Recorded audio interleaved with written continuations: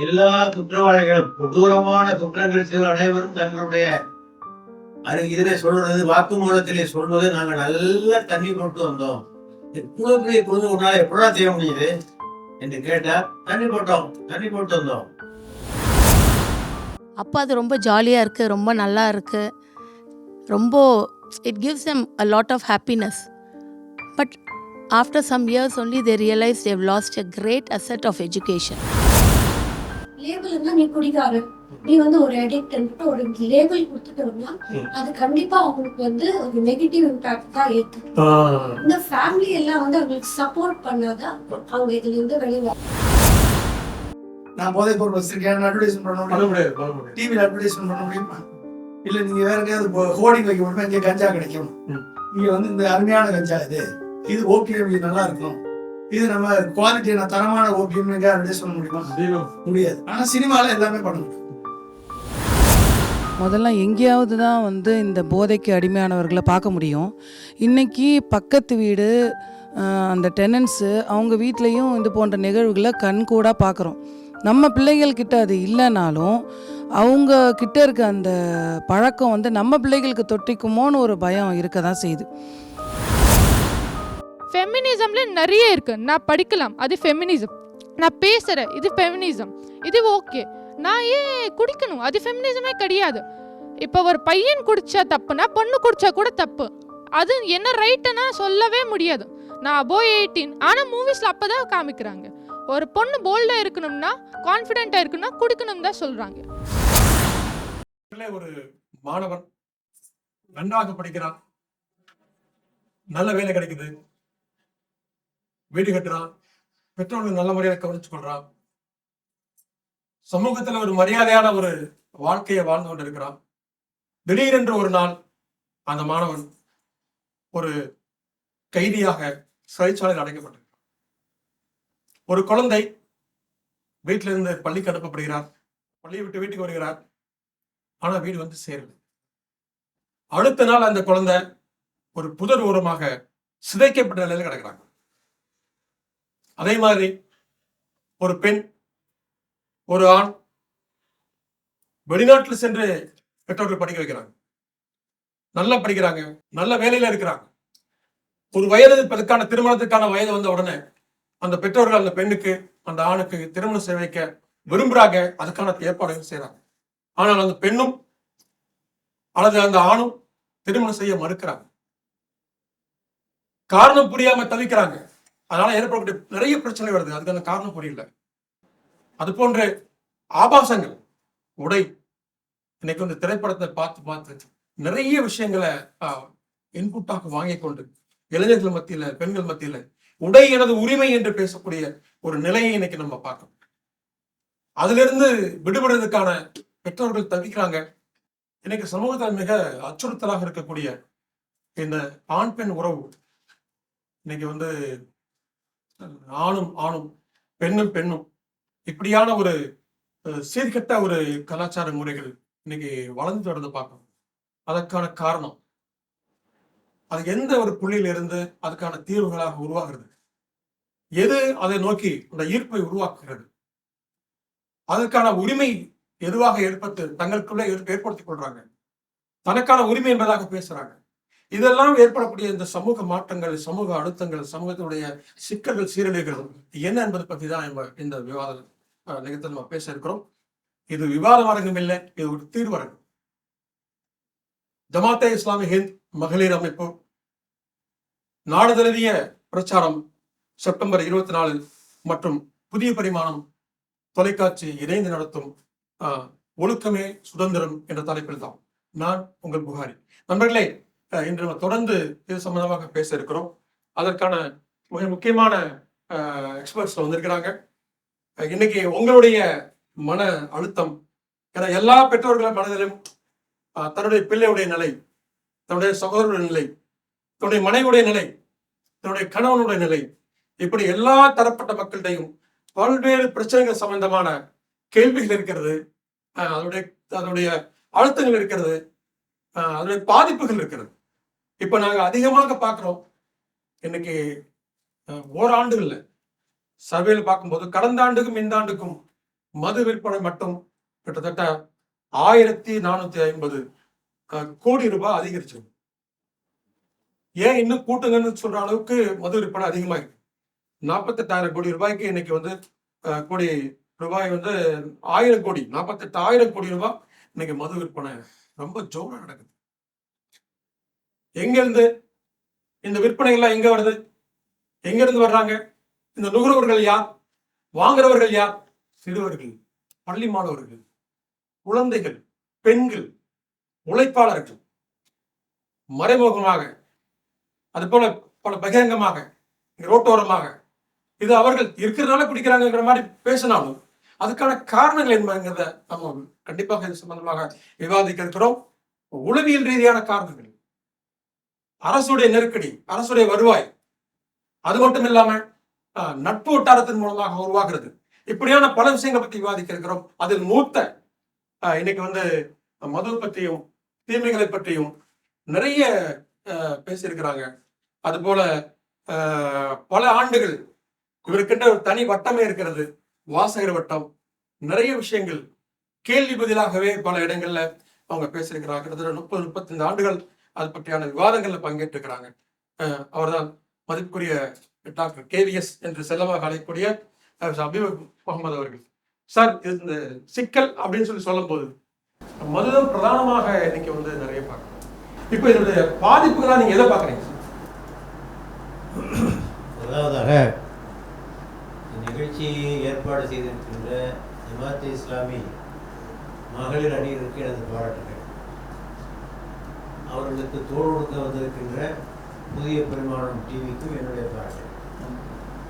இந்த மாதிரி சப்ஜெக்ட்லாம் பேசுறதுக்கு ஆள் இல்லைங்க, இப்போ ஆளே கிடையாது இல்லையா? யார் ஒழுக்கத்தை பற்றி யாருங்க பேசுகிறா? ஒழுக்கத்தை பற்றி யார் பேசுகிறா? அரசியல் விவகாரங்களை பேசுவோம், பொருளாதார விஷயங்களை பற்றி பேசுவோம். ஒரு தொலைக்காட்சியிலே என்ன பேச கூட்டாங்க. சார், என்ன தலைப்பில் பேசுறீங்கன்னாங்க. நான் ஒழுக்கத்தை பற்றி வேண்டாம் சார், வேற சார் பேசுகிறேன்.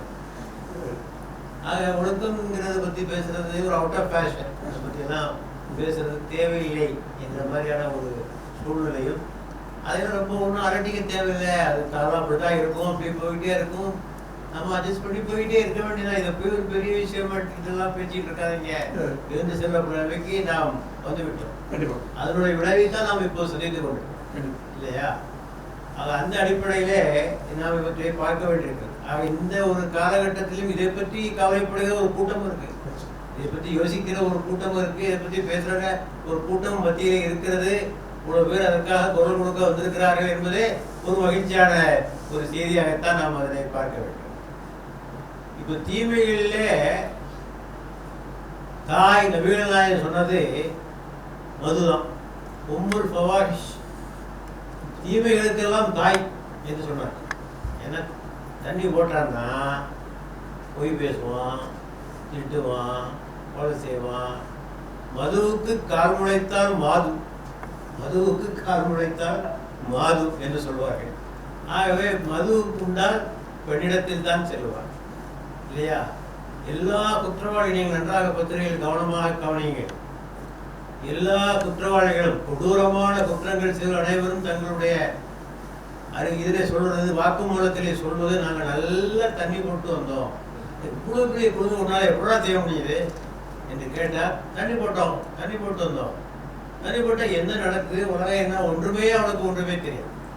நபிகள் நாயகம் சொன்னது சரியா போச்சா? தீமைகளின் தாய் என்று சொன்னது சரியா போச்சா இல்லையா? ஆக தீமைகளின் தாய் நீங்க சொன்ன மாதிரி அது வருமானத்தின் தாயாக மாறிவிட்டது. தீமைகளின் தாய் வருமானத்தின் தாய், அரசாங்கத்திற்கு மிகப்பெரும் வருமானத்தை ஈட்டித் தருகின்ற துறையாக இந்த மதுத்துறை மாறிவிட்டது. ஆக முதல் கல்பிரிட் யாருன்னா அரசு தான், அரசு தான். நான் சொல்றேன், சிலர் ஆர்கியூ பண்றாங்க, குடிக்கிறவங்க எப்படி குடிப்பா சார், அது என்ன திறந்து விட்டா குடிப்பா, திறக்கா விட்டா குடிக்க மாட்டா, அதெல்லாம் ஒண்ணு கிடையாது, இதெல்லாம் பேசாதீங்க. நான் சொல்லுகிறேன், நான் மருத்துவ மாணவனாக இருந்தோம் 71 அதற்கு முன்னரும் மாணவர்கள் குடித்தார்கள். மது திறந்து விடுவதற்கு முன்னரும் குடித்தார்கள், மறைவாக குடித்தார்கள், பயந்து குடித்தார்கள், ஒழித்து குடித்தார்கள், கொஞ்சமாக குடித்தார்கள். நம்ம மரியாதைக்குரிய தலைவர் ஆட்சிக்கு வந்தார். நான் பெயரை சொல்ல விரும்பவில்லை. எங்கும் திறந்து விடப்பட்டது. அறைக்கு அறை, ஒவ்வொரு அறையிலும் மாணவர்கள் குடித்தார்கள். எல்லா அறைகளிலும் மாணவர்கள்.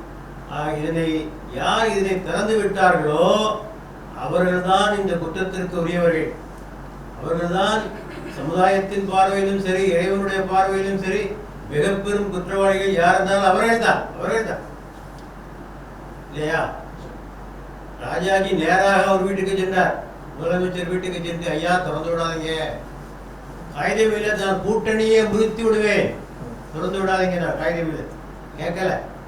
திறந்து விட்டாங்க. இன்னைக்கு நிலைமை என்னங்கிறத பார்த்துட்டு இருக்கோம். முதலாவதாக அதனுடைய கேடுகளை பற்றி பார்க்கிற போது, தனி மனிதனுக்கு கேடு நோய். அதனால் வரக்கூடிய பல்வேறு வகையான நோய்களை நாங்கள் மருத்துவமனையில் பார்த்துக் கொண்டிருக்கிறோம். நோய்கள், மது எல்லா உறுப்புகளையுமே அது பாதிக்கக்கூடிய தன்மை படைத்த ஒரு. சீக்கிரமா செத்து போவாங்க, பிரிமெச்சூர் டெத்னு சொல்லுவோம். பிரிமெச்சூர் டெத், மது குடித்தவர்கள் மிக கொஞ்ச வயசுலேயே இறந்து போகக்கூடிய ஒரு சூழ்நிலை. உழைக்கிற தன்மையை இழந்து விடுவது. பார்க்குறோம் வீட்டில், நம்ம வீட்டில் வேலை பார்க்குற வேலைக்கார பெண்கள் சொல்கிறாங்க, எங்க சார் உழைக்கிறான், குடிச்சிட்டு வீட்டில் வந்து கொடுத்து கிடக்கிறான் சார், நான் தான் சார் சம்பாதிச்சு போடுறேன், அவனுக்கு சம்பாதிச்சு போட வேண்டியிருக்கு, நானும் பார்க்க வேண்டியிருக்கு, பிள்ளையும் பார்க்க வேண்டியிருக்கு, எல்லாத்தையும் பார்க்க வேண்டியிருக்கு, அவனுக்கு வைத்தியமும் பார்க்க வேண்டியிருக்கு, அவ்வளோ நான் தான் செய்ய வேண்டியிருக்கு. பெண்கள் கதறுகிறார்கள், வாய்விட்டு கதறுகிறார்கள். ஆக நோய் அளித்தது, குடும்பத்தை அளித்தது. அடுத்தபடியாக விபத்துக்களுக்கு மிக முக்கியமான காரணம் மதுதான். மது அருந்தி விட்டு கொட்டுவதனால் தான் இத்தனை விபத்துக்கள் ஏற்படுவதையும் நம்மால் பார்க்க முடிகிறது. ஆகவே எல்லாவற்றிற்கும் இந்த தீமைகளுடைய தாய் என்பது அந்த ஒரு நபிமொழி கூற்றை வைத்துக் கொண்டு நீங்கள் அதை விரித்துக் கொண்டே போகலாம். கண்டிப்பா எல்லா விஷயங்களுக்கும் இது காரணமாக அமைந்திருப்பதை பார்க்கிறோம்.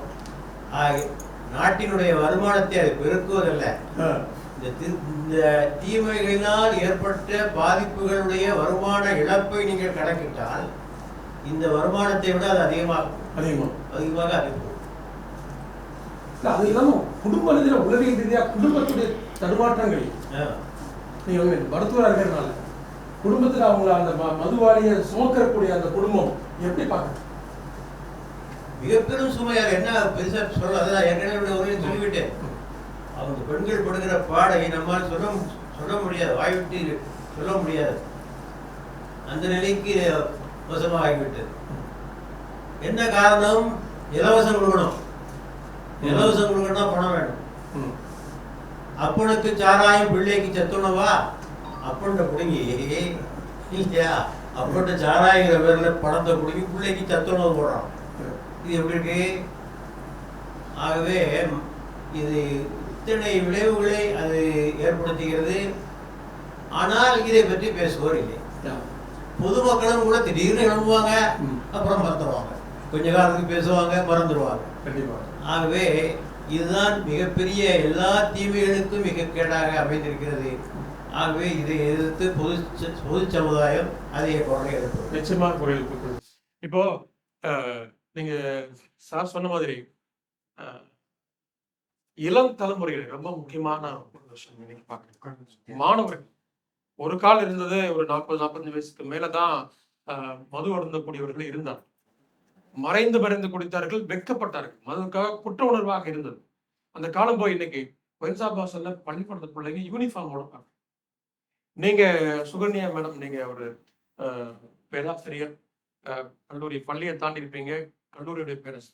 இந்த 10th +1 +2 கல்லூரி இந்த காலகட்டம்ங்கிறது அவர்களுடைய 60 ஆண்டு காலத்தோடைய தொடர்ச்சி. இப்ப இந்த காலகட்டங்கள்ல மாணவர்கள், அது ஆணாக இருக்கட்டும் பெண்ணாக இருக்கட்டும், இந்த மதுவினால் ஏற்படக்கூடிய எந்த மாதிரியான உளவியல் ரீதியா சிக்கல் தவிக்கிறாங்க? ஒண்ணு, படிப்பு எப்படி இருக்கு, அவங்களுடைய பிஹேவியர். நான் சாதாரண மாணவர்களுக்கும் இந்த மது தொடர்பான மாணவர்களுக்குள்ள வேறுபாடுகள் கண்டிப்பாக நீங்க உங்களால உணர முடியும். நீங்க உங்களுடைய பார்வையில எப்படி உணர்றீங்க? அந்த மாணவர்களுடைய பிரச்சனைகள் எந்த மாதிரியாக இருக்கு? ஆமாம் சார், இதனால் அந்த பசங்க ரொம்ப பாதிக்கப்படுறாங்க. we can see that in their studies. அவங்க படிப்புலேயே நமக்கு தெரிஞ்சிடுது அவங்க சரியாக படிக்கிறதில்ல. அதே நேரத்தில் their discipline கம்ப்ளீட்டாக கான். அதோட பேரண்ட்ஸ் கிட்ட கூட they don't obey their parents வந்து நம்மகிட்ட அழுகிறது, இவன் என்ன மதிக்கிறது இல்லை இது. ஸோ தீஸ் சில்ட்ரன், ஆனால் அவங்க டைரெக்டாக, சில பசங்க டைரெக்டாக போய் வாங்குறாங்க, சில பேர் பெரியவங்க வாங்கி கொடுக்குறாங்க அங்கே அந்த வைன் ஷாப்பில். So those people are helping them, அவங்கள ஹெல்ப் பண்ணுறாங்க அந்த பிள்ளைங்களை வாங்கி கொடுக்கறதுக்கு. ஸோ அதனால் அந்த பிள்ளைங்க வந்து அவங்களுக்கு இன்னும் ஈஸியாக போயிடுது. நீங்க இப்ப காலேஜுக்கு வர்றாங்க, பிள்ளைங்க வர்றாங்க, இன்னைக்கு நீங்க பாக்குறோம் நிறைய பேர் மச்சான் வாடான்னு 4 பேர் திடீர்னு மிஸ் ஆயிடும், காண போயிடும். போனா என்ன ஆறாங்கன்னு தெரியும் அவங்களுக்கு. அதோடைய என்ன நடந்ததுங்கிறதே கண்டிப்பா அடுத்த நாள் ஒரு காதுக்கு வந்துடும். கண்டிப்பா எல்லா பேராசிரியர்களும் அதை வாட்ச் பண்ணாம யாருமே இல்லை. அந்த மாதிரி மாணவர்களுடைய நிலையில அவங்களுடைய உடல் தெரியும், உடல் ரீதியா பார்த்து சோர்வா இருப்பாங்க, ஆக்டிவிட்டிஸ் இருக்காது. இது மாதிரியான விஷயங்கள்லாம் எந்தெந்த பாதிப்புகள் நடக்குது, அவங்களோட படிப்பு நிலை தான் மாறுது, கம்ப்ளீட்டாக ஜீரோ ஆகிடுது. தே கோ டவுன் வெரி பேட்லி. அப்போ அவங்க ரியலைஸ் பண்ணுறதில்ல. அப்போ அது ரொம்ப ஜாலியாக இருக்குது, ரொம்ப நல்லா இருக்குது, ரொம்ப it gives them a lot of happiness. But after some years only they realize they've lost a great asset of education. And that makes them to go down the wrong line. அப்புறம் எடுக்க முடியாத ஒரு ரொம்ப முடியாது. அப்புறமா என்ன கொலை அந்த மாரி they go down that rowdyism. So அதில் தான் அவங்களால they can come up. So this has to be stopped. Sir சொன்ன மாதிரி unless the TASMAC shops are closed, அவங்க மூடப்பட்டாதான் நம்ம பிள்ளைங்க நம்ம சேவ் பண்ண முடியும். இல்லைன்னா it is going to go down even worst. நல்ல அருமையான ஒரு கருத்து சொன்னீங்க மேம். ஒரு உளவியல் ரீதியான சிக்கல்கள் நீங்க ஒரு சைக்காட்ரிஸ்ட் ஆகும். இன்னைக்கு வந்து இந்த மது குடிக்கக்கூடியவர்கள்ட்ட எவ்வளவு வல்கருடைய தன்மை, அவங்களுக்கு வந்து கான்சன்ட்ரேஷன் அது மட்டுமே. அவங்களுக்கு வந்து யார் சொன்னாலும் அவமானமோ அசிங்கமோ, குடும்பத்தில் இருக்கக்கூடிய பிரச்சனையோ, மாணவமான விஷயங்களோ, சமூகத்துல எனக்கு இந்த மாதிரியான கெட்ட பெயர்கள்லாம் வந்துருவேன், இப்படியான ஒரு கவலையும் இல்லாம மதுவை தவிர வேற எந்த சிந்தனையுமே இல்லாத ஒரு நிலையை சொல்லி பார்க்கிறோம். அது மாதிரியான நீங்க அவர்களை ஹேண்டில் பண்ணும்போது அவர்களை வந்து நீங்க அதை விட்டுலாம் அப்படின்னு சொல்லி ஒரு அபிப்பிராயம் கண்டிப்பா நீங்க கொடுக்கணும். அதுக்கான விஷயங்களை பேசணும், பேரண்ட்ஸை நீங்க பேசணும். அவருடைய மனநிலை எப்படி குடிக்கிற மாணவர்களோ அல்லது இளைஞர்களோ அல்லது பெரியவர்களோ அதனால ஏற்பட்ட பாதிப்புகளோட உங்களை வந்து சந்திக்கக்கூடிய நிலைமையில பார்க்கும்போது நீங்க ஒரு உளவியல் ஆய்வாளரா நீங்க அதை அவங்களுடைய மனம் எப்படி அவங்க ஃபீல் பண்றாங்க, முதல்ல அவங்க எப்படி ஃபீல் பண்றாங்க? குற்ற உணர்வு இருக்குதா அவங்களுக்கு, அல்லது அவங்க செஞ்சு தவறு பண்ணிட்டோமே அப்படி ஏதாவது ஃபீல் பண்றாங்க? மெஜாரிட்டி நீங்க பாத்தீங்கன்னா அவங்களுக்கு வந்து அந்த குற்ற உணர்வு கண்டிப்பா இருக்கும். அதனால இருந்து வெளியே வரணும் இருந்தாலும் அவங்களுக்கு வந்து அந்த வழி வந்து தெரியாது. நீங்க பாத்தீங்கன்னா முதல்ல வந்து நம்மளுடைய காரணம் வந்து ஐடென்டிஃபை பண்ணுவோம். இப்போ அடலசன்ட் சொல்லுவோம், நீங்க சொன்னீங்க 10th 11th 12th இந்த மாதிரி ஏஜ்ல தான் இந்த மாதிரி கெட்ட பழக்கம் வந்து ஸ்டார்ட் ஆகுது. அந்த பீரியட் வந்து அங்க என்ன சொல்லுவாங்கன்னா நாங்க விண்டோ ஆஃப் வல்னரபிலிட்டின்னு சொல்லுவோம். இந்த மாதிரி பழக்கம் எல்லாம் என்ன பண்ணுவாங்கன்னா ட்ரை பண்ணலாமே, என்ன ஆகுதுன்னு பார்க்கலாமேன்ற ஒரு எக்ஸ்ப்ளோரேஷனுக்காக அவங்க ஸ்டார்ட் பண்ணுவாங்க. அப்புறமா பியர் ப்ரெஷர், பசங்களோட ஃப்ரெண்ட்ஸோட ஜாலியா ப்ரெஷர் பண்ணுவாங்க. அதனாலதான் அவங்க வந்து ஸ்டார்ட் பண்ணிட்டு அது என்ன ஆகுதுன்னா அது நார்மல்ன்ற மாதிரி ஒரு டெண்டன்சி கொண்டு வந்துடுவாங்க. இந்த social media and also the movie நார்மல்னா அது ஒரு ஒரு ஒரு அடிமை அடிக்டா பழக்கமாக மாறுறாங்க. குற்ற உணர்வு அப்ப போயிருந்தாங்க, அப்ப அவங்களோட குற்ற உணர்வு இருக்குதா? அப்போ இருக்காது, ஸ்டார்டிங் பீரியட்ல வந்து இருக்காது. அது தொடர்ந்து அவங்க பண்ண உடனே அது என்ன ஆகுதுன்னா இப்போ ஒரு ஸ்ட்ரெஸ்ஃபுல்லான சிச்சுவேஷன் வரும்போது அவங்க வந்து அது ஃபேஸ் பண்ண முடியாம என்ன பண்ணுவாங்கன்னா அவாய்டன்ஸ் டெண்டன்சி. அவாய்டிங் டெண்டன்சின்னா இந்த மாதிரி மது குடிச்சுட்டு அவங்களுக்கு வந்து அது சுத்தமா அது ஞாபகம் இருக்காது ஒன்று பண்றதுன்னு. ஓகே அந்த டைம்ல நான் மறந்துட்டேன் அவ்வளவுதான். அந்த ஃபேஸ் பண்ண டெண்டன்சி வந்து அவங்களுக்கு குறைஞ்சிடும். ஃபைனலா என்ன ஆகுதுன்னா இந்த மாதிரி ப்ரெஷர்ல வந்த உடனே அவங்களுக்கு வந்து அந்த குற்ற உணர்வு வந்துட்டு நான் இதுல இருந்து வெளியே வரணும்ன்ற ஒரு தாட் ப்ராசஸ் வரும். அது வரும்போது அவங்களுக்கு எப்படி வரணும்ன்ற வழி வந்து தெரியாது. அங்கேதான் வந்து இந்த மாதிரி இன்டர்வென்ஷன்ஸ் தேவைப்படும். அவங்களுக்கு எந்த மாதிரி எந்த காரணம் ஐடென்டிஃபை பண்ணிட்டு அதுக்கு தகுந்த மாதிரி இன்டர்வென்ஷன் கொடுத்தீங்கன்னா பேரண்ட் எந்த மாதிரி அவங்க ஃபீல் பண்றாங்கன்னா சொல்லும்போது கூட சில பேரண்ட்கள் அதை மறைக்கவும் முயற்சி செய்யறாங்க. சில பேரண்ட்டுகள் வந்து சொல்ல வைக்கப்பட்டு மறைக்க முயற்சிக்கலாம். சில பேரண்ட் வேற வழி இல்லாம வந்து எந்த அளவுக்குன்னு சொன்னா வீட்டுல அடி உத பெத்தவங்களை போட்டு அடிக்கிறது இது மாதிரி எல்லாமே நிலைமைகள் பாருங்க. இப்ப அந்த பேரண்டோட நிலைமைகள் என்ன மாதிரி இருக்கு? கண்டிப்பா பேரண்ட் வந்து முதல்ல வந்து கண்டிப்பா மறுப்பாங்க. எதுக்குன்னா, ஏதாவது ஒரு கெட்ட பழக்கம் வந்துச்சுன்னா ஃபர்ஸ்ட் வந்து பேரண்ட்ஸ் தான் ப்ளேம் பண்ணுவாங்க. அதை வந்து அவங்க ப்ரொடெக்ட் பண்றதுக்கு மறைப்பாங்க. இன்னொன்னு வந்து ஒரு பயம். நாம ஏதாவது திட்டோம்னா அந்த பசங்க வந்து வேற ஏதாவது பண்ணிப்பாங்களாம். அந்த மாதிரி ஒரு டெண்டன்சி இருக்கிறதால அவங்க மறைப்பாங்க. இவங்க வந்து என்ன பண்ணுவாங்கன்னா சோஷியல் சப்போர்ட் வந்து நான் சொன்ன இன்டர்வென்ஷன் அதுக்கு வந்து social support and family support வந்து ரொம்ப இம்பார்ட்டன்ட். இப்போ கவுன்சிலிங் கொடுக்கும்போது அந்த பர்டிகுலர் அடிக்டட் கவுன்சிலிங் பண்ணும்போது அவங்களுடைய ஃபேமிலியும் சார்ந்து நீங்க எப்படி அவங்களுக்கு வந்து சொல்லணும். இப்போ வந்து நம்ம லேபிளிங்னு சொல்லுவோம். லேபிள்னா நீ குடிகாரன், நீ வந்து ஒரு அடிக்ட் ஒரு லேபிள் கொடுத்துட்டோம்னா அது கண்டிப்பா அவங்களுக்கு வந்து ஒரு நெகட்டிவ் இம்பாக்ட் தான் ஏற்றும். இந்த ஃபேமிலி எல்லாம் வந்து அவங்களுக்கு சப்போர்ட் பண்ணாதான் அவங்க இதுல இருந்து வெளியே அவரை ஒரு நோயாளியா பார்க்கணும். ப்ராப்ளம் இருக்கு, இதுக்கு தீர்வு இருக்கு, எப்படி அணுகணும்ன்றது ஒரு அணுகுமுறை வந்து அவங்களுக்கு கற்றுக் கொடுத்தோம்னா கண்டிப்பா வெளியே வரதுக்கு வரும். ரொம்ப சிறப்பான சொல்றேன். இப்ப இதோட நம்மளோட இதுல இருந்து திரு விஞ்ஞானி கலாம் அவர்களுடைய அறிவியல் ஆலோசகராக இருந்தார். சமூகத்தில் நிறைய இன்னைக்கு பார்த்தோம்னா பல லட்சம் மாணவர்களோட ஒரு நம்பிக்கை பேச்சாளராகவும் இன்னைக்கு சமூகத்தில் நிறைய விஷயங்களை பத்தி அலசி ஆராயக்கூடிய ஒரு அரசியல் பார்வையாளராகவும் சமூகத்தோடு நடக்கக்கூடிய அவலங்களை அப்பப்போ இன்னைக்கு வந்து பல இடங்கள்ல வந்து பேசிட்டு இருக்கக்கூடிய விஞ்ஞானி பொன்ராஜ் அவர்களோட இணைஞ்சிருக்கிறார்கள். சார்பாக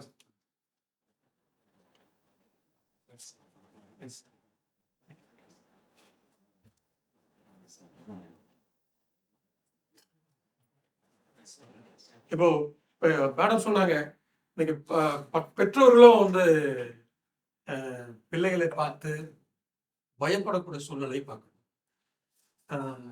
பெற்றோர்கள் மட்டும் பயப்படல, சமூகம் சேர்ந்த இன்னைக்கு வந்து குடி நோயாளிகளை பார்த்து பயப்படக்கூடிய சூழ்நிலை பார்க்கணும். ஏன்னா அவருக்கு தெரிஞ்சு செய்யறாரா தெரியாத செய்யறாரா, நல்லது செய்ய போறாரா கெட்டது செய்ய போறாரா, இப்படி எந்த விதமான ஒரு அனுமானத்துக்கும் உட்படுத்த முடியாத ஒரு குடி நோயாளிகளை தான் இன்னைக்கு வந்து சமூகம் வளர்த்திருக்கிறது, அரசும் வளர்த்திருக்கிறது. இப்போ சமூகத்துல சார் உங்கள்கிட்ட கேள்வி வரணும். இன்னைக்கு வந்து பல பாதிப்புகள்னு சொல்லிட்டு வரும்போது இவர்களுடைய பாதிப்பு சமூகத்துல எந்த விதம் எந்த மாதிரியான ஒரு குழுக்கள்களை அதே நேரத்துல ஒரு பெரிய உளவியல் சிக்கலை உருவாக்கு. அவர் மட்டுமா, அவர் தாண்டி இருக்கக்கூடிய மொத்த சமூகத்தையும் அந்த குடிநோயருடைய பாதிப்புகள் வந்து ஒரு மாற்றத்தை உருவாக்கு. அது பொருளாதார ரீதியாக இருக்கட்டும் அல்லது வந்து குடும்பவியலாக இருக்கட்டும், அந்த நோயாளி எதெல்லாம் தொடர்பு இருக்கிறாரோ அப்படி உள்ள தொடர்பு எல்லாத்துலயும் ஒரு பாதிப்பு இருக்கிறது. அது எந்த மாதிரியான பாதிப்புகள் எவ்வளவு சமூகத்துடைய ஒரு ஒரு ஒரு மாற்றத்தை அல்லது சமூகத்துடைய பயத்தை உருவாக்குது. இந்த குடியினால் பாதிக்கப்பட்ட ஏஜ் வந்து நீங்கள் பார்த்தீங்கன்னா 12 வயசுலேருந்தே ஆரம்பிச்சிருக்கு. 12 வயசுலேருந்து 70s வரைக்கும் போயிட்டுருக்கு. இதில் United Nations Office on Drugs and Crime survey ஒன்று எடுத்திருக்காங்க. அந்த சர்வே எப்படி பார்த்தீங்க அப்படின்னா அதிகமாக பாதிப்பு யாருக்கு இருக்குன்னா யங்ஸ்டர்ஸ்க்கு தான் இருக்குது. தென் கம்பேர்ட் டு த எல்டர்ஸ் அந்த சர்வே சொல்லுங்கள். அப்போ நீங்கள் கிட்டத்தட்ட ஒட்டுமொத்த உலகத்தில் 2011 24 கோடி பேர் இந்த ட்ரக்கு யூஸராக இருந்தாங்க அப்படின்னா, போதைப் பொருளுக்கு அடிமையாக இருக்காங்க அப்படின்னா, இப்போ வந்து 30 கோடி பேர் அடிமையாக இருக்காங்கன்னு சொல்லி அந்த சர்வே சொல்லுது. ஆமாம், 30 கோடி பேர் வந்து உலகம் முழுக்க வந்து இந்த ட்ரக்கை யூஸ் பண்ணுறாங்க. இல்லைன்னா அதில் வந்து பெரும்பாலானோர் வந்து அதுக்கு வந்து ரொம்ப அடிமையாக இருக்காங்க அப்படின்றத சொல்லுது. ஸோ இப்போ இதெல்லாம் நம்ம வச்சு பார்க்கும்பொழுது வெவ்வேறு காரணங்கள் இருக்குது. ஒன்று அவைலபிலிட்டி. ஃபஸ்ட்டு எடுத்தோம்னா அவைலபிலிட்டி ஈஸியாக நம்ம பக்கத்து வீட்டில் கிடைக்குது, இல்லைன்னா ஸ்கூலுக்கு வெளியே வந்தோம்னா கிடைக்குது, இல்லை வந்து கொஞ்சம் தூரம் போனால் ஃப்ரெண்டு மூலமாக கிடைக்குது, இல்லை இந்த மாதிரி அவைலபிலிட்டி வந்து ஃபஸ்ட்டு உலகம் முழுக்க சட்டங்கள் இருக்குது. ட்ரக்கை யூஸ் பண்ணால் மரண தண்டனை வரைக்கும் கொடுக்கக்கூடிய நாடுகள்லாம் இருக்குது. ட்ரக்கை கையில் வச்சுருந்தாலே நீங்கள் வந்து அதுக்கப்புறம் நீங்கள் ஆயுள் தண்டனை தான், வெளியே வர முடியாது. அவன் இந்தியாவில் வந்து 6 மாதம் தண்டனை, 10,000 ரூபா ஆகுதான் அபராதம். ஸோ அப்போ நீங்கள் வந்து ட்ரக்கு யூஸ் பண்ணால் 6 மாதம் உள்ளே போயிட்டு 10,000 ரூபா நல்லா இருந்துட்டு வந்துடலாம் அப்படின்றப்ப அதனுடைய ஈச் வந்து அதனால் ஏற்படக்கூடிய சமூக பாதிப்புகளை நம்ம இங்கே வந்து அவ்வளோவா சீரியஸாக நம்ம பார்க்கல. ஆனால் இன்னைக்கு அந்த சீரியஸ்னஸ் ரொம்ப இருக்கு. இதுக்கு சொல்கிறதுக்கு ரீசன் என்ன அப்படின்னா, நம்ம ministry of social justice and எம்பவர்மெண்ட்னு சென்ட்ரல் கவர்மெண்ட் மினிஸ்ட்ரி இருக்குது. அவங்க வந்து ஒரு action plan for drug reduction, அதுக்குன்னு ஒரு ஆக்ஷன் பிளான் எடுக்கிறாங்க. என்ன எடுக்கிறாங்க? பள்ளிகளில், ஸ்கூலில், காலேஜில் நாங்கள் வந்து ஒரு அவேர்னஸ் ப்ரோக்ராம் கொடுக்குறோம், கவுன்சிலிங் கொடுக்குறோம், பாதிக்கப்பட்டவர்களுக்கு ரீஹபிலிட்டேஷன் கொடுக்குறோம். இப்படிலாம் வந்து ஏகப்பட்ட ப்ரோக்ராம் வச்சுருக்காங்க, அங்கங்கே நடக்குதுன்னு வச்சுக்கோங்க. ஆனால் இவர்களுக்கு தெரியாமல் சினிமான்னு ஒன்று வீட்டுக்குள்ளே போய் நிற்கிது. அந்த சினிமாவில் வந்து நீங்கள் போதைப்பொருள் வச்சுருந்தா அபராதம், தண்டனை. நீங்கள் போதைப்பொருளை அட்வர்டைஸ்மெண்ட் பண்ண முடியாது. நான் போதைப்பொருள் வச்சுருக்கேன் அட்வர்டைஸ்மெண்ட் பண்ண முடியாது. டிவியில் அட்வர்டைஸ்மெண்ட் பண்ண முடியுமா? இல்லை நீங்கள் வேறு எங்கேயாவது ஹோர்டிங் வைக்க முடியுமா? இங்கே கஞ்சா கிடைக்கும், இங்கே வந்து இந்த அருமையான கஞ்சா இது ஓபிஎம், இது நல்லா இருக்கும், இது நம்ம குவாலிட்டியான தரமான ஓபிஎம் எங்கே அட்வர்டைஸ் பண்ண முடியுமா? முடியாது. ஆனால் சினிமாவில் எல்லாமே பண்ண முடியும். சினிமாவில் உபயோகப்படுத்தியே காட்டிடலாம். ட்ரக் வச்சிருக்கவன் அந்த ட்ரக் பேரவே சொல்கிறான், அவன் தான் தலைவன், அவன் தான் ஹீரோ, அவன் தான் 200 கோடி பணம் கொடுத்து நம்ம போய் பார்க்குறோம். 200 கோடி 300 கோடி 400 கோடிக்கு பணம் கொடுத்து பாக்ஸ் ஆஃபீஸ் சீட்டுன்னு சொல்லி நம்ம போய் பணம் கொடுத்து பார்க்குறோம். அப்போ என்னது? குழந்தை வீட்டில் மொபைல் ஃபோனில் டவுன்லோட் பண்ணி அந்த படத்தை பார்க்கலாம். அப்போ நீங்கள் அவேர்னஸ் ப்ரோக்ராம், ஒரு மினிஸ்ட்ரி வந்து ஒரு அவேர்னஸ் ப்ரோக்ராம் நடத்துது, இது வந்து உடம்புக்கு கெடுது, இது வந்து உன்னுடைய வளர்ச்சிக்கு கெடுது, உன்னுடைய குரோத்தை பாதிக்கும், உன்னுடைய மூளையை பாதிக்கும், உன்னுடைய செயலிழக்க வைக்கும், இதில் அடிமையாகிடக்கூடாதுன்னு சொல்லி ஒரு சைடு பண்ணுறோம். இன்னொரு சைடு சினிமாவை ஓப்பன் பண்ணி விட்டுறோம், அதுக்கு சென்சார் போடுறதுக்கு. இதெல்லாம் வச்சுட்டு அவர்கள் தான் இன்றைக்கு ஹீரோவாக பரிணமிக்கிறார்கள். அவர்கள் தான் ஹீரோ சொன்னால் நீங்கள் அவன் தண்ணியை போட்டு கஞ்சா போட்டு டான்ஸ் ஆடினா அதே மாதிரி டான்ஸையும் ஆடுறாங்க. அப்போ இந்த எப்படி ஒரு சைடு சமூக மினிஸ்ட்ரி வந்து நடவடிக்கை எடுக்கணும்னு முயற்சி எடுக்குது, ஒரு சைடு சினிமா மூலமாக வீட்டில் கெடுத்துக்கிட்டு இருக்கோம். அப்போ நீங்கள் வந்து இது எப்படி இருக்குது? அப்போ இதை சாப்பிட்டா நான் சக்தி வரும், 10 பேர் அடிக்கலாம், இதை சாப்பிட்டா நான் தான் டானு, இதை சாப்பிட்டா நான் வந்து எல்லாரையும் கண்ட்ரோல் பண்ண முடியும், இதை சாப்பிட்டா எனக்கு எல்லாரும் பயப்படுவான். இந்த மனநிலையை இளைஞர்கள் மனதில் விதைக்குது இந்த சினிமா. அப்போ இதை தடுக்காம நீங்கள் எப்படி இதை அவேர்னஸ் ப்ரோக்ராம்ல எவன் கேட்பான்? நீங்கள் போய் ஸ்கூலில் அவேர்னஸ் ப்ரோக்ராம் விட்டால் அவன் மேலே மொபைலில் பார்த்துட்டு இருப்பான், இல்லை வேறு ஏதாவது பார்த்துட்டு இருப்பான். என்ன இப்போ இது வந்து ஒரு சைடு. இன்னொரு சைடு நீங்கள் எடுத்துக்கிட்டீங்கன்னா வளரக்கூடிய அந்த 12 வயசுல அந்த ட்ரக்குக்கு அடிமையாயிட்டாங்க அப்படின்னா என்னமோ சொல்கிறான், துளிப்புண்ணு நம்ம வயலில் வச்சு தடவுறாங்க, அதாவது சப்ஸ்டன்சஸ் எல்லாம் போடுறான், ஸ்கூலுக்கு பக்கத்தில் பெட்டிக்கடையில் விற்கிறான். இந்த மாதிரி இதெல்லாம் அவைலபிலிட்டி எப்படி வருது? இப்போ கஞ்சா வந்து நீங்கள் நார்த் ஈஸ்டர்ன் ஸ்டேட்ஸில் கஞ்சா பயிரிடப்படுகிறது. இந்த கானிபிஸ் வந்து அதாவது தாவர பொருள்களிலிருந்து வரக்கூடிய போதை தரக்கூடிய ஃப்ரூட் டாப்பு, அதனுடைய இது வந்து தடை செய்யப்பட்ட பொருள்கள். இன்னைக்கு இந்த பொருள்கள் வந்து ஈஸி அவைலபிலிட்டியாக இருக்கு. இன்னைக்கு யுனைடெட் நேஷன்ஸில் ஒரு கன்வென்ஷனில் கஞ்சாவை லிஸ்டட் சப்ஸ்டன்ஸு, அதாவது இது வந்து நார்காட்டிக் சப்ஸ்டன்ஸு அப்படின்னு சொல்லி கிட்டத்தட்ட ஒரு 50 வருடமாக இருந்த கஞ்சாவை இந்திய கவர்மெண்ட்டு அது மெடிசனல் யூஸுக்கு யூஸ் பண்ணிக்கலாம், அது கஞ்சாவை வந்து நார்காட்டிக் சப்ஸ்டன்ஸ்ல இருந்து ரிமூவ் பண்ணலாம்னு சொல்லி ஒரு தீர்மானத்தை உலக நாடுகள் கொண்டு வருது. அதுக்கு இந்தியா ஆதரவு கொடுத்தாச்சு. அப்போ நீங்கள் கஞ்சா யூஸ் பண்ணிக்கலாம் அப்படின்னு என்ன அர்த்தம்? வந்துருச்சு. அப்போ நீங்கள் வந்து ஏற்கனவே கஞ்சா யூஸ் பண்ணுறவனுக்கு தண்டனை 6 மாதம் 10,000 ரூபா தான் வரும். நீங்கள் வந்து கஞ்சாவை அனலைஸ் பண்ணீங்கன்னா அப்போ என்ன ஆகும்? அப்போ ஒரு சைடு நம்ம வந்து இதனால் ஏற்படக்கூடிய விளைவுகளால் ஏற்படக்கூடிய பாதிப்புகளில் மிகப்பெரிய பாதிப்புகள் ஏற்படுது. ஒரு சைடு வந்து இதை ஓப்பன் பண்ணி விடுறதுக்கு ஒரு முயற்சி நடைபெறுகிறது, ஒரு சைடு சினிமா மூலமாக இது புகுத்தப்படுகிறது. அப்போ ஒரு இளைஞன், ஒரு மாணவன், ஒரு பள்ளியில் படிக்கக்கூடிய மாணவனுக்கு இது எல்லாமே தெரியுது, அவைலபிலிட்டியாக இருக்குது. அப்போ இந்த இதெல்லாம் வந்து சேர்ந்து ஒருத்தனுடைய ஸ்ட்ரெஸ்ஸை, அதாவது எதுக்கு சாப்பிட்றான், போதைப் பொருளுக்கு எதுக்கு அடிமையாகிறான்? Stress and strain. ஸ்ட்ரெஸ்ஸு பள்ளிக்கூடத்தில் படிக்கிறவனுக்கே ஸ்ட்ரெஸ் வருது. எப்படி ஸ்ட்ரெஸ் வருது? 3 வயசுக்குள்ள சொல்லுது 3 ஸ்ட்ரெஸ்ஸாக இருக்குது அப்படின்னு. அப்போ இது அப்புறம் படித்து முடிச்சு வரக்கூடிய இளைஞனுக்கு ஸ்ட்ரெஸ் வருது, ஏன்னா வேலை கிடைக்கல அவனுக்கு ஸ்ட்ரெஸ் வருது. அப்போ என்ன ஆகுது? அந்த போதை, அந்த எஜுகேஷன் லோன் அடைக்கணும், அடுத்து வந்து சாப்பாடுக்கு பார்க்கணும், அதை தாண்டி வீட்டுக்கு ஏதாவது அனுப்பணும். இந்த சூழ்நிலை இருக்கிறவனுக்கு ஸ்ட்ரெஸ் ஆகி போகுது.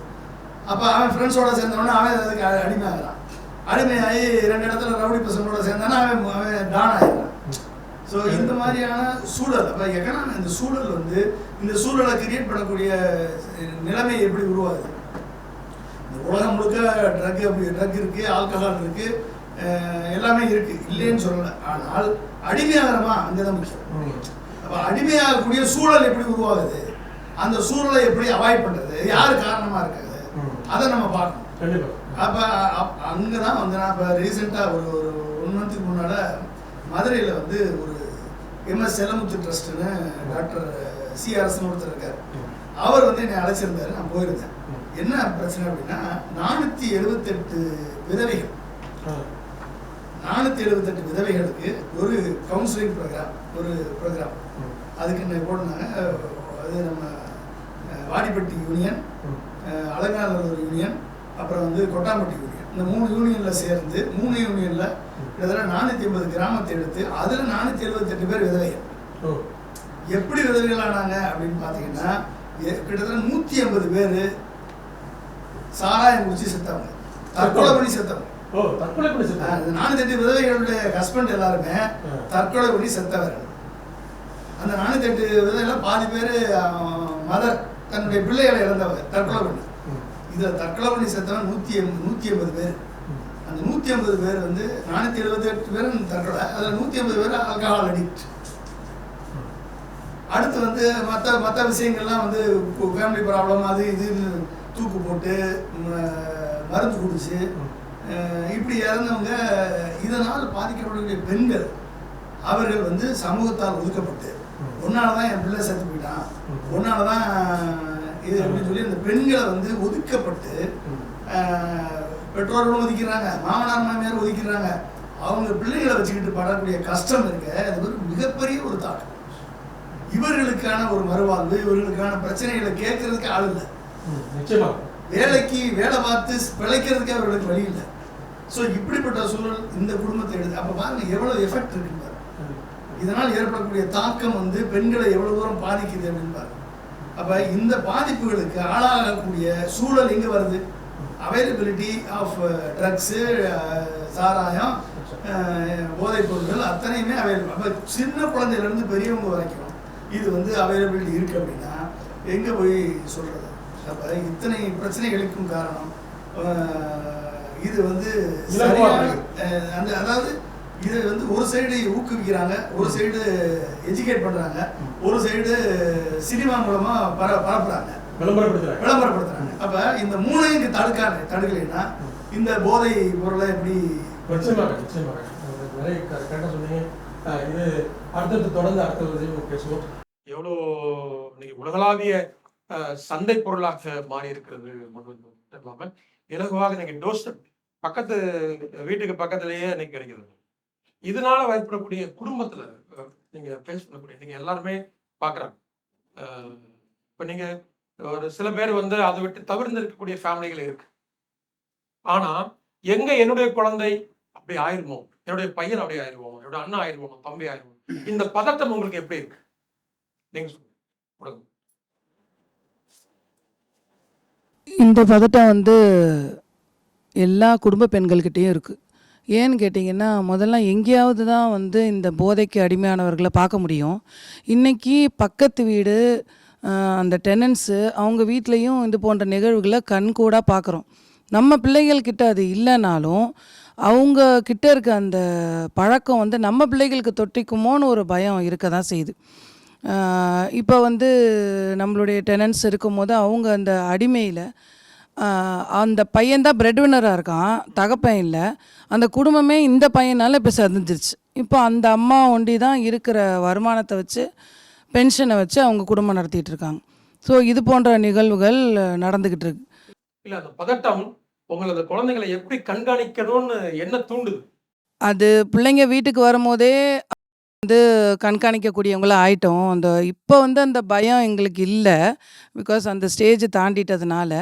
முதல்ல அந்த பயம் ஸ்கூலில் படிக்கும் போதெல்லாம் வந்து அது இருந்தது. மெயினாக என்ன ஆகும், பசங்க வந்து அவனுடைய இப்போ ஃப்ரெண்ட்ஸ் எல்லாம் வந்து என்ன ஆகும்னா சிகரெட் பழக்கம் உள்ளவங்களாக இருப்பாங்க. ஸோ இவன் மேலேயும் கொஞ்சம் அந்த ஸ்மெல் வரும்போது நம்மளுக்கு கொஞ்சம் பயமாக இருக்கும், பதட்டமாக இருக்கும். அந்த பயம் இருக்க தான் செஞ்சுது. அப்போ நம்ம அவங்கள கேள்வி கேட்குற மாதிரி இருக்கும். பிரச்சனை எங்கே வரும் அப்படின்னா, எங்கள் மேலே நம்பிக்கை இல்லையான்ற கேள்வியை கேட்குங்க. அப்போ அந்த கேள்வியை கேட்கும்போது நம்ம எப்படி ரியாக்ட் பண்ணணும் அப்படின்னும் வந்து பயமாக இருக்கும். ஸோ இந்த மாதிரியான நிகழ்வுகள் வீட்டில் வந்து நடக்கும்போது எப்படி நம்ம ஹேண்டில் பண்ணணும், அதுங்க நம்புகிறோம், அதே சமயம் நம்ம வந்து பாதுகாப்பாக இருக்கிறோன்றதை அதுங்களுக்கு எப்படி புரிய வைக்கணுன்ற ஒரு பயம் வந்து எங்களுக்கு இருக்க தான் செய்யுது, இருக்குது. அந்த மாணவர்கிட்ட கொடுங்க. அம்மா இப்ப நீங்க உங்க நண்பர்கள் இருக்கிறாங்க. நீங்க வந்து இது என் சுதந்திரம் என் உரிமைங்கிற ஒரு சூழல் இன்னைக்கு நிறைய இடத்துல நம்ம பார்க்குறோம். தொலைக்காட்சிகளுடைய விவாதங்கள்ல கூட நம்ம வேகமாக பற்றி பேசுறதெல்லாம் பார்க்குறோம். உங்க சக மாணவர்களே நீங்க பார்க்கணும். இப்போ அவங்க இன்னைக்கு சொல்லக்கூடிய மது அப்படிங்கிற ஒரு பக்கம், இன்னைக்கு வந்து லிக்கர் அப்படிங்கிறது தாண்டி வேற சின்ன சின்ன வேற விதமான புது விதமான மதுவுடைய போதையுடைய பழக்கங்கள்லாம் இன்னைக்கு அதிகமாக மாணவர்கள் மத்தியில் இருக்கிறத பார்க்கணும். இன்னைக்கு அந்த பிலிப்ஸ்ங்கிற பொருள், அதே மாதிரி டாப்லெட் அப்படிங்கிற விஷயம் தான். நீங்க இந்த மாதிரியான பார்க்கறது, நீங்க ஒரு அடுத்த சமூகம், அடுத்த நாளைய சமுதாயம் இன்னைக்கு வந்து உங்க கையில தான், இன்னைக்கு மாணவர்கள் கையில, இளைஞர்கள் தான் இருக்கு. நீங்க உங்களுடைய நட்போட்டாரத்திலையும் மாணவர்கள் மத்தியிலையும் இந்த மாதிரி இருக்கிறத முதல்ல நீங்க எப்படி அதை எப்படி புரிஞ்சுக்க முடியுது, உங்களால ஏத்துக்க முடியுதா? ஸோ ஃபஸ்ட்டாக பார்த்தா அது ஏற்றுக்க முடியாது. நம்ம ஃப்ரெண்ட்ஸ் அப்படி பார்க்கும்போது நமக்கு ஒரு நம்பிக்கை இருக்கும், அவர் அப்படி பண்ண மாட்டார். ஸோ எனக்கு தெரிஞ்சு யாராச்சும் என்கிட்ட வந்து நான் இப்படி பண்ணுறேன், நீ பண்ணுவே அப்படி கேட்டால் ஃபஸ்ட்டு ஷாக்கு தான் ஆக போகிறேன். ஆனால் நான் ஒரு சொல்ல போகிறேன், நான் ஒரு கேஸ் ஸ்டடி எடுக்கும் போது எனக்கு என்ன தெரிஞ்சிச்சுன்னா, ஒரு இன்ஜினியரிங் காலேஜ், அங்கே காலேஜ்லேயே 500 பேர் ட்ரக்ஸ் அடிக்ட். எப்படி ஆயிட்டாருன்னு பார்த்தா அவருக்கே தெரியாது, அவர் எடுத்த மாத்திரை ட்ரக்ஸு. அவருக்கு என்ன சொல்லிட்டாருன்னா, இந்த மாத்திரை எடுத்தனா கான்சன்ட்ரேஷன் இன்க்ரீஸ் ஆகும், எக்ஸாமில் நல்லா மார்க்ஸ் வருவன்ட்டு சொல்லிட்டாரு. ஒரே ஒரு வாரில் ட்ரை பண்ணிட்டாரு. அவர் என்ன சொல்லிட்டாருன்னா, நைட் ஃபுல்லாக நான் படிக்க முடியுது, நெக்ஸ்ட் எக்ஸாமில் நான் டாப்பர் ஆகிட்டாரு. ஸோ அது பாட்டு எல்லோரும் எனக்கும் டாப்பர் வேணும், எனக்கும் மார்க்ஸ் வேணும்னு எடுத்தார். ஒரு ஆள் 500 ஆள் எடுத்தார். அப்போ என்னாச்சுன்னா, ஃபஸ்ட்டு நல்லா தான் இருந்துச்சு, ஆனால் எடிட் ஆகும்போது அது இல்லாமல் வாழ்க்கையில் இருக்க முடியாது. காலையில் இருக்க முடியாது, நைட்டில் இருக்க முடியாது, கிளாஸுக்கு இருக்க முடியாது. ஸோ எடுத்து ஒரு மூமெண்ட்டில் அவருக்கே தெரியாமல் அவர் என்ன பண்ணுறான்னு அவருக்கு தெரியாது. கிளாஸுக்கு போகணுமா தெரியாது, ஹாஸ்டலில் இருக்கணுமா தெரியாது, நாளைக்கு எக்ஸாம் இருக்குன்னு கூட தெரியாது. அவளுக்கு கவுன்சிலிங் கொடுக்கும்போது என்ன தெரிஞ்சிச்சுன்னா, மேடம் நான் எடுக்கிறது ட்ரக்ஸ்னே எனக்கே தெரியாது, ஆனால் எடுத்துட்டேன், அடிக்ட் ஆகிட்டேன். இப்போ நான் வீட்டில் என் அம்மா கல் பார்க்க முடியாது. அம்மாவுக்கு நான் ப்ராமிஸ் பண்ணிட்டேன், நான் சிகரெட் பழக்க முடியாது, ஸ்மோக் பண்ண மாட்டேன், ட்ரிங்க் பண்ண மாட்டேன். ட்ரக்ஸ் எடுக்கிறேன்னு கேட்டால் அது ட்ரக்ஸே தெரியாதுமா, நான் எப்படி சொல்ல முடியும்? இப்போ எப்படி இருக்காருன்னா அந்த பையன் திருந்துறாங்க. வீட்டில் காசு எப்படி கேட்குறம்மா, புக்ஸ் வேணும்மா, எக்ஸாம் வேணும், காசு எடுத்து ட்ரக்ஸ் எடுக்கிறாங்க. ஏன்னா இப்போ எப்படி வெளியே வரணுமே தெரியாது. அப்படி இன்னொரு இருக்குது, எடுக்கிறது ட்ரக்ஸ்ன்னு தெரியாமல் அடிச்சுட்டு இப்போ எப்படி வெளியே வரணுமோ தெரியாமல் இருக்கார். அப்படியே நிறைய பேர் என்னன்னா, நம்ம ஃப்ரெண்ட்ஸ் சொல்லனா நல்லா தான் இருக்கும், இப்போ என்ன ஆகும், அந்த ஹீரோ பண்ணுறாங்க, இந்த ஹீரோயின் பண்ணுறாங்க. மூவிஸ் பார்த்தா ஒன் டைம்லேயே ஓன்லி ஹீரோஸ் தான் ட்ரக்ஸ் எல்லாம் எடுக்குவாங்க. இப்போ ஹீரோயின் கூட ஸ்மோக் பண்ணுறாங்க, ஹீரோயின் கூட ட்ரிங்க் பண்ணாங்க. ஃபெமினிசமே மிஸ்யூஸ் பண்ணுறாங்க. ஃபெமினிசமில் நிறைய இருக்குது, நான் படிக்கலாம், அது ஃபெமினிசம். நான் பேசுகிறேன், இது ஃபெமினிசம், இது ஓகே. நான் ஏன் குடிக்கணும், அது ஃபெமினிசமே கிடையாது. இப்போ ஒரு பையன் குடித்தா தப்புனா பொண்ணு குடித்தா கூட தப்பு, அது என்ன ரைட்டுன்னா சொல்லவே முடியாது. நான் அபோவ் 18, ஆனால் மூவிஸில் அப்போ தான் காமிக்கிறாங்க. ஒரு பொண்ணு போல்டாக இருக்கணும்னா, கான்ஃபிடென்ட்டாக இருக்கணும்னா குடிக்கணும் தான் சொல்கிறாங்க. அது தப்பு. ஏன்னா ஒரு பொண்ணு குடிச்சுன்னா அடுத்த ஜென்ரேஷனே ஸ்பாயில் ஆகிடும். நான் குடிச்சுன்னா என்ன பசங்களுக்கு நான் எப்படி பார்க்க முடியும்? ஒரு அப்பா குடித்தாலே ஃபேமிலி அஃபெக்ட் ஆகும்னா, ஒரு அம்மா குடித்தானா அது இமேஜினே பண்ண முடியாது. ஆனால் இப்போ மூவிஸில் அப்படி இல்லை. அதுக்கு தான் நம்ம நண்பர்கள் இருந்தால் மூவிஸ் தான் அதிகமாக அஃபெக்ட் ஆகுது. அதான் நான் சொல்ல போகிறேன். நீங்கள் அவங்கள்ட்ட கொடுங்க. இப்போ நல்லா ஒரு கருத்து சொன்னாங்க. இப்போ வந்து மது மட்டும் இல்லாமல் இது மாதிரியாக ட்ரக்ஸு அப்படின்னு தெரியாமல் பயன்படுத்தக்கூடியது. ஏன் அது மதுன்னு தெரியல பாருங்க, அதிகமாக எனக்கு வந்து நாலேஜ் வரும் அப்படிங்கிற ஒரு பேரில் நீங்கள் வந்து பயன்படுத்தக்கூடியதா நிறைய பேர் இருப்பாங்க. நீங்கள் ஒரு சோஷியல் ஒர்க்கராக அதனால நிறைய பேரை நீங்க பாக்குறீங்க. நீங்க பலவிதமான மது பழக்கம் இருக்கு. நீங்க இந்த சொன்ன மாதிரி மாத்திரை எடுத்து மாணவர்கள்ட்ட வந்து ஒரு என்னன்னே அவங்களுக்கு சொல்றாங்க. நான் நீங்கப்பா நீ நல்லா பலமா 13 வயசு மாணவர்கள்ட்ட இதை பற்றியான பிரெயின் வாஷ் பண்ணி கிட்டத்தட்ட லாக்ஸ் கணக்குல சாமானியமான பள்ளிகள்கிட்ட நீங்க வியாபாரத்தை உருவாக்குறீங்க. இது இந்த மாதிரியான சமூக மாற்றங்கள் இந்த மாணவர்கள்ட்ட இல்ல பெரியவர்கள்ட்ட இப்ப இந்த மாற்றத்துல சமூகத்துல இருக்கக்கூடிய பார்வையில இதை நீங்க கலைறதுக்கான எந்த மாதிரியான முயற்சி தேவை? எல்லாருக்கும் விரைவில் ஜமாத் இஸ்லாமி இந்த அகில இந்திய அளவுல இந்த இயக்கம் நடந்துட்டு இருக்கு. இந்த இயக்கத்துடைய மகளிர் அணி சார்பாக தான் இந்த நம்ம பரப்புரையை கூட நம்ம எடுத்திருக்கிறோம். இதுக்கு முன்னாடி வந்து இந்த 77 வருட அனுபவத்துல பாத்தீங்கன்னா இந்த மண்ணில் நன்மை ஏவி தீமையை தடுப்பதுதான் நம்மளுடைய நோக்கமாக இருக்கு. இப்ப இதன் அடிப்படையில நம்ம பல்வேறு தீமைகளுக்கு எதிராக நம்ம வந்து குரல் கொடுக்கிறோம். வெறும் அந்த தீமைகளை களைவது மட்டும் இல்ல, அந்த தீமைகளுக்கான சொன்ன மாதிரி தீமைகளுக்கான காரணம் என்ன இல்லையா, காரணம் என்ன, அதோடைய பாதிப்பு என்ன, இதுல இருந்து நீங்க எப்படி வந்து வெளியே வரணும் அப்படிங்கிற விஷயத்தையும் நம்ம வந்து கொண்டு போறோம். அந்த விஷயத்துல அதன் அடிப்படையில தான் இன்னைக்கு பாத்தீங்கன்னா இன்னைக்கு ஒரு மது ஒவ்வொரு கலாச்சார சீரழிவு இந்த மாதிரி இருந்தது போக இப்ப ஒட்டுமொத்த கலாச்சாரங்கள் ஒட்டுமொத்தமான ஒரு தீமை, சமூக தீமை வந்து இன்னைக்கு பரவலாயிடுச்சு. மது மட்டும்தான் இருந்தது அப்படிங்கிறது பாத்தீங்கன்னா இன்னைக்கு மதுவுக்கு அடுத்து என்னென்னமோ ஒரு விஷயங்கள் நீங்க சொன்ன மாதிரி மதுவா இருக்கட்டும், இல்ல போதைப் பொருள்களாகட்டும், கள்ள உறவுகளாகட்டும், இல்ல இன்னும் வந்து இந்த ஒவ்வொரு பழக்க வழக்கங்கள், நடைமுறை பழக்க வழக்கங்கள், பேச்சு, இப்படி பாத்தீங்கன்னா ஒழுக்கக்கேடு என்பது வந்து இன்னைக்கு அதிகமா பரவிடுச்சு. அது சிறு வயது முதல் ஆரம்பிச்சு முதியவர்கள் வரை என்னது அந்த ஒழுக்கக்கேடுகள் இருப்பதனாலதான் நம்ம வந்து அகில இந்திய அளவுல இந்த தலைப்பை நம்ம எடுத்து ஒழுக்கமே சுதந்திரம் அப்படிங்கிற தலைப்புல வந்து நம்ம எல்லா தீமைகளையும் ஒட்டுமொத்தமாக நம்ம களையணும் அப்படிங்கிறதுக்காக பல்வேறு நிகழ்வுகளை நடத்திக்கிட்டு வரோம் அப்படிங்கிறது. இப்ப பாத்தீங்கன்னா குழந்தைகள்ல இருந்தே இன்னைக்கு பாதிப்பு இருக்குது. எங்கேயாவது ஒரு பெண் பாதிக்கப்படுறா அப்படின்னா அவர் இளம் வயதுல பருவ வயதுலதான் பாதிப்பு அப்படிங்கிறத நம்ம பார்த்துட்டு இருந்தோம். ஆனா இன்னைக்கு பாத்தீங்கன்னா சிறு குழந்தைகள் முதல் கொண்டு நம்மளுக்கு என்னது அந்த பாதிப்பு இருக்குது. இப்ப டாக்டர் சொன்ன மாதிரி மது தீமைகளின் தாய் என்ன நபி ஸல்லல்லாஹு அலைஹி வஸல்லம் சொன்னாங்க. அப்ப ஒரு குழந்தையுடைய முதல் பள்ளிக்கூடம் எது அப்படின்னா அதே நபிகள் நாயகம் தான் சொல்றாங்க, உங்களுடைய தாயுடைய மடிதான் முதல் பள்ளிக்கூடம் அப்படிங்கிறாங்க. அப்ப அந்த முதல் பள்ளிக்கூடம் அப்படிங்கிறது அந்த குழந்தைய நம்ம எப்படி எஜுகேட் பண்ணோம் அப்படிங்கறத ஒரு தாய் தெரிஞ்சிருக்கணும். இப்ப சொன்னாங்கல்ல, நான் எப்படி அம்மாட்ட போய் சொல்லுவேன், அந்த குழந்தை சொல்லுது எனக்கு அந்த ட்ரக்ஸ்னே தெரியாம நான் யூஸ் பண்றேன், அப்ப நான் அதை எப்படி நான் என்னுடைய தாய்கிட்ட நான் போய் சொல்லுவேன் அப்படிங்கிற ஒரு இது வருது. அப்ப அந்த சொன்ன மாதிரி இன்னொரு சகோதரி சொன்னாங்க, அந்த குழந்தைகள் வரும்போது அவங்கள்ட்ட பக்கத்துல இருக்கக்கூடிய இது சொல்லுவாங்கல்ல, நண்பனை பத்தி சொல்லு உன்னை பத்தி சொல்கிறேன் அப்படின்னு சொல்லுவாங்க. அப்ப யார் நம்ம அந்த பழக்கத்துக்கு ஆள் ஈடுபடலைனாலும் பழக்கத்துல இல்லைனாலும் பக்கத்துல இருக்கவங்க பண்ணும்போது நாளடைவுல என்ன ஆகும், ஒரு நாள் செய்யறதுல என்ன தப்பு, ஒரு நாள் இது கொஞ்சம் கூட சின்னதாதான் ஆரம்பிக்கிறதா என்னது பெரிய மடா இதாகும். அப்ப அந்த குழந்தைகளை சிறு வயதுல இருந்தே அந்த ஒழுக்க உணர்வுகளை ஊட்டி வளர்ப்பது என்பது ஒவ்வொரு தாயுடைய கடமையாது. அதே மாதிரி இப்ப சார் சொன்ன மாதிரி நம்ம என்னதான் அந்த குழந்தைகளுக்கு நல்ல போதனைகளை சொல்லி வளர்த்தாலும் நம்ம கிட்ட இருக்கக்கூடிய நேரத்தை விட அதிகமாக வெளியில தான் இருக்கிறாங்க. பள்ளிக்கூடத்திலயோ இல்ல நண்பர்களோடயோ இல்ல வெளிப்புறத்துலதான் இருக்கிறாங்க. நிறைய விஷயங்கள் அவங்க என்ன பண்றாங்கன்னா ஒரு தாய் தந்தையிடம் இருந்து கற்றுக்கொள்ளக்கூடிய விஷயங்களை விட இன்னைக்கு பிறரிடம் இருந்து கற்றுக்கொள்ளக்கூடிய விஷயங்கள் தான் நிறைய இருக்கு. சொன்ன மாதிரி சினிமால எல்லா தவறுகளுமே சொல்லிடுறாங்க. அந்த தவறு எப்படி செய்யணும், அந்த தவறை எங்க போனா செய்யலாம், இன்னும் அந்த தவறை எப்படி மறைக்கலாம் அப்படிங்கிற விஷயத்தையும் என்னது சினிமா கற்றுக் கொடுக்கக்கூடியதா இருக்குது. அப்ப அந்த குழந்தைகளை நம்ம வந்து என்னது கண்காணிக்கணும். அந்த கண்காணிப்பு இது வந்து பாத்தீங்கன்னா மனிதர்களுடைய கண்காணிப்பு மட்டும் நம்மளுக்கு பத்தாது, இறைவன் நம்மளை படைத்த இறைவன் நம்மளை கண்காணித்துட்டே இருக்கிறான் அப்படிங்கிற அந்த உணர்வை ஒவ்வொரு குழந்தைகள் மத்தியிலையுமே கூட்டணும். அந்த குழந்தைகள் எங்கே போகுது எங்கே வர்றாங்க அப்படிங்கிறது இன்னைக்கு என்ன பாத்தீங்கன்னா குழந்தைகள் வந்து அன்பை விரும்புறாங்க, ஒரு அரவணைப்பா பேசுறத வந்து விரும்புறாங்க, அதை வந்து தேடுறாங்க. நம்ம மேல அன்பு செலுத்தக்கூடியவர்கள் யாரு, நம்ம மேல வந்து அக்கறை காட்டக்கூடியவர்கள் யாருன்னு தேடுறாங்க. அப்ப அந்த அக்கறையும் அன்பும் இன்னைக்கு பெற்றோர்களிடம் இருந்து வர மாட்டேங்குது. ஏன்னா இன்னைக்கு கணவன் மனைவி 2 பேருமே வேலைக்கு போனாதான் சம்பாரிச்சாதான் குடும்பம் நடத்த முடியும், குடும்பத்தை மேம்படுத்த முடியும் அப்படிங்கிற ஒரு கான்செப்ட் இன்னைக்கு வந்ததுனால அவங்களும் வேலைன்னு போயிடுறாங்க. காலைல அவசரமா டிஃபன் கட்டி ஸ்கூலுக்கோ காலேஜுக்கோ பிள்ளைங்களை எங்கேயோ அனுப்பிச்சு விட்டுட்டு அவங்களும் போயிட்டு வீட்டுக்கு வந்து அசதியா உட்காரும் போது அந்த குழந்தைகளை அதிகமாக கண்காணிக்கக்கூடிய ஒரு இது இல்லாம போயிடுது. அந்த குழந்தைகள்ட்ட மனம் விட்டு பேசக்கூடிய ஒரு இதுவும் இல்லாம போகுது.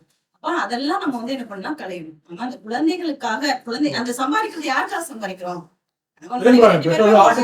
குழந்தைகளை வந்து நல்ல முறையில வளர்க்கறதுக்காக தான் நம்ம சம்பாதிக்கிறோம். அப்ப அந்த பணம் சம்பாதிச்சு அந்த குழந்தை நம்மளுக்கு நாளைக்கு நம்ம குழந்தையா இல்லாம இருந்ததுன்னா அந்த குழந்தை சீரழியும் போது அந்த பணமும் பொருளும் எதுக்கு? அப்ப நம்ம அந்த குழந்தைகளிடத்துல நேரத்தை செலவிடணும். அது அன்பாளிப்பு அவசியம். அப்ப அன்பா பேசும்போது அந்த குழந்தைகளிடம் நிறைய விஷயங்கள் பேசும்போது அது குழந்தைகள் ஷேர் பண்ணும். நம்ம சொல்லணும், நீ எதுவோ தவறா இருந்தாலும் கூட நம்மளுக்கு அந்த தவறு நீ சொல்லி என்ன உன்னுடைய நண்பர்களை பத்தி சொல்லி, உன்னுடைய ஆசிரியர்களை பத்தி சொல்லு, நீ போற இடங்கள்ல எப்படி பழகுனதெல்லாம் சொல்லு பேசும்போது அந்த குழந்தைகளுக்கு நல்லது எது கெட்டது எப்படி சொல்லணும். இன்னொன்னு தாய் தந்தையர் கண்டிக்கூடிய விஷயங்கள்ல பாத்தீங்கன்னா நம்ம சொல்றோம்னா, நீ ஏன் அங்க போன, நீ ஏன் இது பண்ண, இது செய்யாத அது செய்யாதேன்னு சொல்லும் போதே என்ன ஆகும் அப்படின்னு பாத்தீங்கன்னா அதுல என்ன இருக்கு இல்லையா? இப்ப மது தீமைன்னு நம்ம சொல்லி கொடுக்குறோம், போதை நம்மளுக்கு தீமைன்னு சொல்லி கொடுக்குறோம், ஆபாசம் தீமைன்னு சொல்லி கொடுக்குறோம். அந்த தீமையினால உனக்கு என்ன பாதிப்பு ஏற்படும், நீ உன்னுடைய நிலை எப்படி மாறும் அப்படிங்கிற அந்த விஷயங்களையும் அந்த குழந்தைகளுக்கு சொல்லணும். போகாதே சொல்றதை விட ஏன் போகக்கூடாதுங்கிறத சொல்லி கொடுக்கணும். குழந்தை இருக்கு அப்படின்னா நெருப்பு ஒரு மெழுகுவத்தியோ ஒரு இதோ எரிஞ்சிட்டு இருக்கு அப்படின்னா அந்த குழந்தை வேகமா போய் அந்த வெளிச்சத்தை போய் தொட போகும். அப்ப அந்த தொட போகும்போது அந்த குழந்தைய நம்ம தடுக்கிறோம். அப்ப சொல்லுவோம், சுற்றுமா உன்னுடைய கை புண்ணாகும் அப்படின்னு எப்படி நம்ம வந்து அந்த குழந்தைக்கு சொல்றோமோ, இல்ல கத்தி எடுத்தா எப்படி உன்னுடைய கை அறுத்துரும் புண்ணாயிடும் அப்படின்றத சொல்லி கொடுக்கணும். அதே மாதிரி இந்த தீமைகளின் பக்கம் போனா என்னது உனக்கு அது ஆபத்தா முடியும், உன்னுடைய வாழ்க்கை என்னது சீரழிஞ்சு போகும் அப்படிங்கிற விஷயத்தை நம்ம வந்து சொல்லி கொடுக்குறாங்க. அதனாலதான் சொல்றாங்க திருமறை சொல்றது, நீங்க மானக்கேடான விஷயங்களின் பக்கம் கூட நீங்க என்னது நெருங்காதீர்கள் அப்படின்னு சொல்லி நல்ல ஒரு கருத்தை பதிவு. ஏன்னா பெற்றோர்கள் கண்டிப்பாக பெண்களை வந்து அவங்க புரிகிற மாதிரி அவங்களுக்கு சொல்லணும் அப்படிங்கிறது. ஆர்டர்ஸ் இல்லாம இந்த சம்பவம் சொல்லணுமா? மலேசியாவில் நடந்த ஒரு சம்பவம். குழந்தை பையன் போதைக்கு அடிமையாயிட்டான். அங்க கேபிட்டல் பனிஷ்மெண்ட் ஜட்ஜ்மெண்ட் கொடுத்தாச்சு. பையன் நிக்கிறான் கோர்ட்ல, அம்மா அப்பா அழுகுறாங்க. பையன் சொன்ன அம்மாவை பார்த்து நல்லா அழுவு, நல்லா அழுவு, நான் அழுவப்பட்டேன், என்னை நான் இப்படி ஆனது காரணமே நீதான் என்ன கவனிச்சியா, எனக்கு சொல்லி கொடுத்தியா, சொல்லி நீ பாட்டுக்கு பணம்னு அலைஞ்ச, 2 பேரும் பணம்னு அலைஞ்சிங்க, எங்களை பத்தி நீங்க கவலைப்படல, இப்ப நான் இப்படி ஆயிட்டேன், நீங்க தான் உங்க அழுகு கோர்ட்ல ஜட்ஜ்மெண்ட் நேரத்துலாம் புரியும். ரொம்ப ரொம்ப ரொம்ப பல வகையான மாற்றங்கள்ல இதை பார்க்குறோம். இதுல வந்து ரொம்ப முக்கியமா இன்னைக்கு வந்து இந்த ஷோல பல பாதிப்புகள்ல இருந்து மீண்டவர்கள் அப்படின்னு சொல்லி பார்க்க போகும்போது மது பெரும்பான்மை இடத்தை வகிக்கக்கூடிய இந்த மது, அதுல இருந்து அந்த மது பிணியில இருந்து அந்த மது நோயிலிருந்து இன்னைக்கு வந்து தங்களை ஏதோ ஒரு வகையில தற்காத்து கொண்டு இன்னைக்கு அதுல இருந்து மீண்டவர்களுடைய நமக்கு இப்பதாக ஒரு மிக முக்கியமான ஒரு சான்றாக இன்னைக்கு வந்திருக்கிறாங்க. பல இளைஞர்களுக்கு இவங்களுடைய கருத்துக்கள் மாற்றத்தை தரும் என்ற நம்பிக்கையோட அவர்கள் நம்ம அழைச்சிருக்கிறோம். இந்த வீடியோ உங்களுக்கு பிடிச்சிருந்தா லைக் பண்ணுங்க, ஷேர் பண்ணுங்க, சப்ஸ்கிரைப் பண்ணுங்க.